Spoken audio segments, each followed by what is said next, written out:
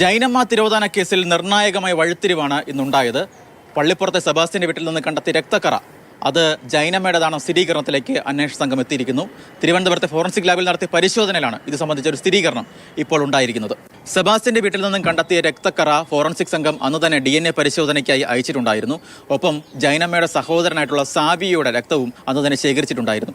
ഈ രണ്ട് രക്തസാമ്പിളുകളിലെയും DNA ഇപ്പോൾ മാച്ച് ആയതാണ് അന്വേഷണത്തിൽ വളരെ നിർണായകമായത്. എന്തായാലും നിലവിൽ ഇതുവരെ ഒരു തിരോധാന കേസ് എന്ന് മാത്രമാണ് അന്വേഷണം മുന്നോട്ട് കൊണ്ടുപോയതെങ്കിൽ ഇതൊരു കൊലപാതക കേസ് എന്ന നിലയിൽ കൂടി ഇപ്പോൾ അന്വേഷണം വ്യാപിപ്പിക്കാനാണ് ക്രൈംബ്രാഞ്ചിന്റെ നീക്കം.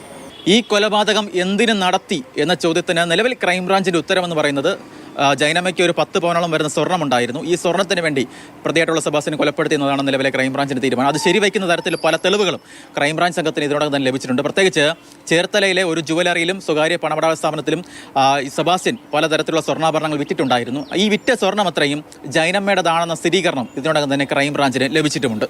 എന്തായാലും ഇനി അറിയേണ്ടത് ഈ കൊലപാതകം എങ്ങനെ എപ്പോൾ നടത്തി എന്നത് സംബന്ധിച്ചാണ്. എന്തായാലും അന്വേഷണത്തിന്റെ ഒരു ഘട്ടത്തിലും പ്രതിയായിട്ടുള്ള സെബാസ്റ്റ്യൻ ഈ ക്രൈംബ്രാഞ്ചുമായി സഹകരിച്ചിരുന്നില്ല. പല ചോദ്യങ്ങൾക്കും നിസ്സഹകരണമായിരുന്നു സെബാസ്റ്റ്യന്റെ മറുപടി എന്ന് പറയുന്നത്. എന്തായാലും പരമാവധി തെളിവുകൾ, ശാസ്ത്രീയമായ തെളിവുകൾ സമാഹരിച്ച് അന്വേഷണം മുന്നോട്ട് കൊണ്ടുപോകാൻ തന്നെയാണ് ക്രൈംബ്രാഞ്ചിന്റെ തീരുമാനമെന്ന് പറയുന്നത്.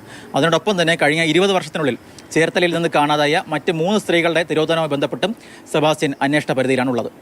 കോട്ടയത്ത് നിന്ന് ജോബിൻ തേക്കടിക്കൊപ്പം ഷിനോദ് ടി, മാതൃഭൂമി ന്യൂസ്.